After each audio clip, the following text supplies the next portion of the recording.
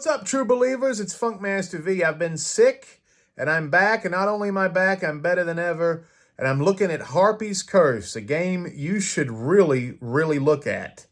You should. Look at it. Look at it.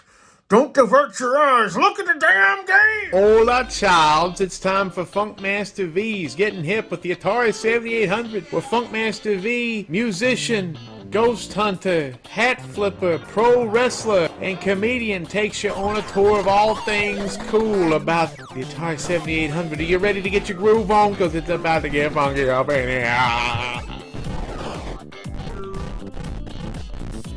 So Harpy's Curse is the fourth game that Revontuli, that lovable knucklehead, has made for the Atari 7800.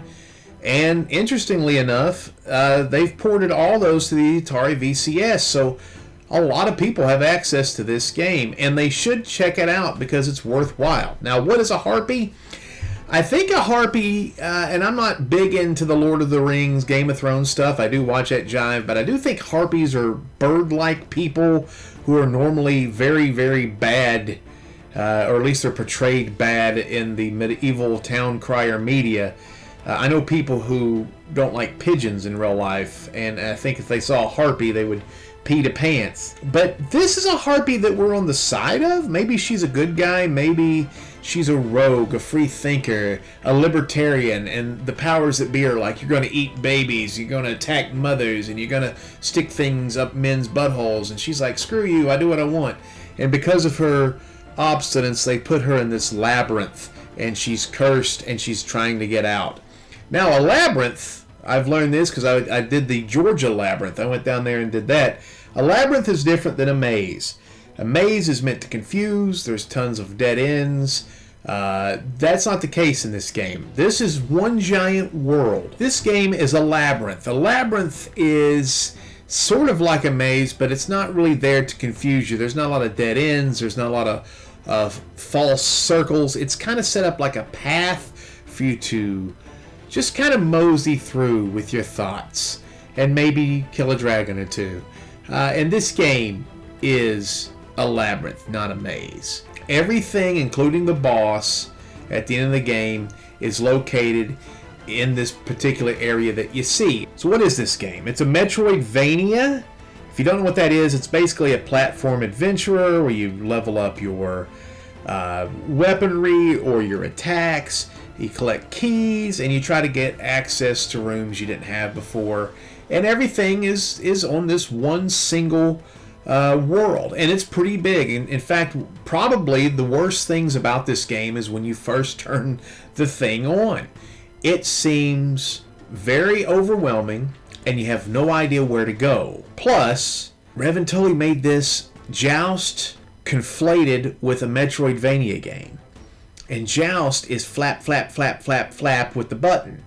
That seems crazy, and your initial attack is a southeastern to southwestern 45-degree angle dive bomb, which is pretty counterintuitive. It's weird, right? I mean, you're dive bombing these things. So in the beginning, people may throw this in the trash and go, this is just too weird and crappy, and I'm lost, I don't know what to do. Please stick with it. It's a delightful game. It's an adventure that is just awesome.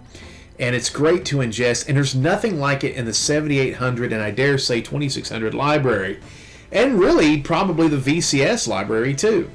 Check it out, stick with it, because once you start powering up your little Harpy, she becomes a badass Rambo type. First things first, couple things you need to remember before you dive in, and please listen to this. This isn't like the bus driver telling you to sit down and shut up, but these are things you need to listen to.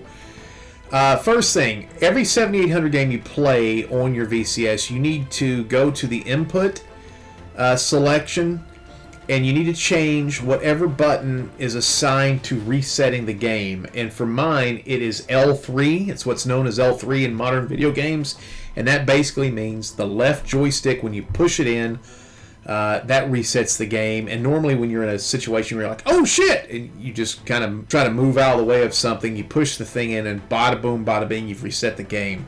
Also, bring a pencil, a pen, scratch paper, or your cell phone camera and take pictures of the passwords. Yes, you need passwords to progress in this game. This game is confusing. it can be time-consuming. It's up there past Fatal Run, in fact, as far as how long it takes to beat this guy, at least initially, without cheating. The other thing I would advise you is that there is a map available online of this world. When you buy this game in cart form from Atari 7800, or excuse me, I'm telling you to buy the game from my website. When you buy the game from AtariH.com, the 7800 version comes with a box and this really cool map. But you need the map on the VCS version. Even though it's intentionally scuffed and it's artificially worn and weathered, it kind of makes it cool. You'll need the basis. You still get to see about 80% of the world, and you'll need that to figure out where to go. Keep in mind this, every boss you need to get to is on this one screen. So this isn't, it's incorrectly labeled at Atari Age. This is the first world map. It's actually the map of the entire game. So if you don't like the attack and you don't like hitting flap, flap, flap to fly, have no fear, because Revontuli actually made it to where you can hold in the flap button and the little girl flaps herself. So you don't have to destroy your button. I have this unnatural OCD weird thing about Joust in classic games where I'm always worried about flap, flap, flap, flap and the wear and tear on the joystick. You don't have to worry about that. And also, you'll eventually gain some power-ups to make your attacks more varied, more powerful. You become powerful. You find one thing that makes you almost godlike, and then you find something else. It's like, oh my gosh, this is awesome. Basically, this game is just sit down, get yourself a nice drink, maybe put on a podcast, even though you don't have to because the music's kind of nice, very Metroid-esque, and just sit back and explore. If you want to have an adventure, this is the game to do it. And I actually beat this game in one setting. I don't know if I've ever done that before. It took me a couple hours, maybe 2 to 3. I can't remember because I was worried about a brand new Shih Tzu going crazy and peeing all over the place. But I had myself a blast playing this game. The better and the more powerful my little Harpy became, the more fun I had, until at the very end where I was getting kind of teed off because I couldn't figure out where to go. I actually went to go get a sheet of paper and a pen to start mapping out the world. I luckily found the 4th boss. Once I beat that, it went directly to the ultimate boss immediately, and then I kicked the crap out of him because, like I said, I was Harpy God mode, and that was it. There was a nice ending, which is pretty unique for Atari 7800 and VCS games, and that's all she wrote. And the cool thing is Revontuli did all this within the confines of regular 7800 hardware specs. There's no TIA, there's no pokey sound, there's just TIA sound. The graphics are good. It's not a beefed up cart. And this is something he should be very proud of, and this may be his best game. If I had to knock it at all, it is difficult to figure out where to go. You do need that map that I told you about at the Atari Age forums. I don't want to give away any secrets during a review, but I will give you a hint. If you are stuck and you're like, where the hell do I go? There are a lot of false walls in this game. So if you are in a spot where you're like, there should be something here, or this looks kind of awkward, odds are if you brush up against the wall, you're going to be pleasantly surprised. I guess the other thing, too, that I would knock on it are the boss dragons look almost identical, if not exactly identical, to the Dragon Havoc's bosses, which is fine. They looked okay. But the boss battles are pretty chintzy compared to how they were in Dragon's Havoc. And all the bosses kind of look the same. They're different colors. But that's not really what this game is about. The game is about exploration, having fun, powering up your little girl, and figuring out how to get from one area to the next and just acquiring everything.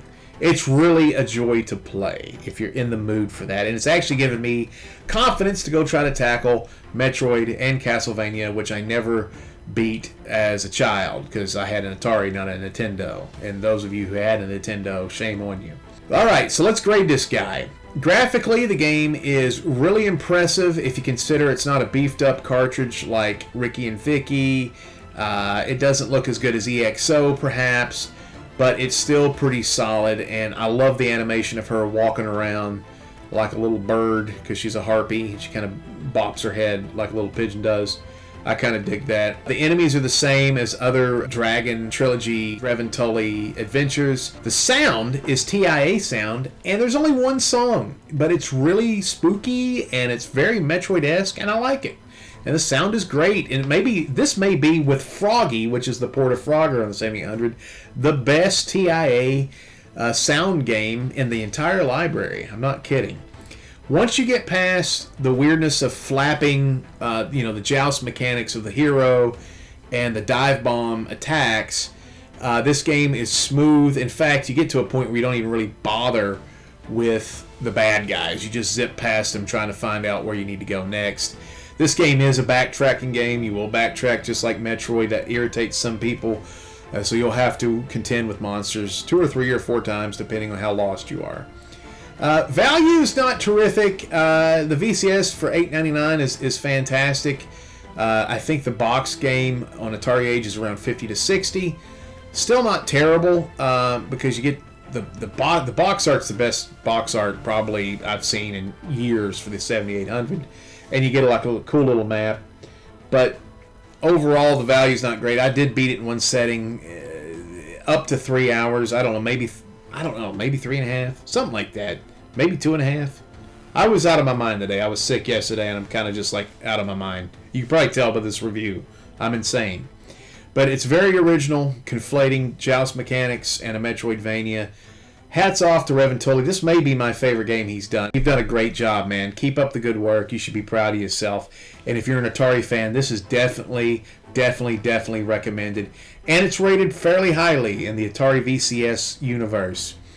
This Friday, me and John on our podcast, the Atari Network podcast, at 7:30 Eastern, we're going to announce the rules, the times, and the prizes for the Food Fight Culinary Combat tournament we're going to host next weekend. So make sure if you want to compete with John and I and a bunch of other Atari people, you should. There's not a lot of people signing up for this, just a few.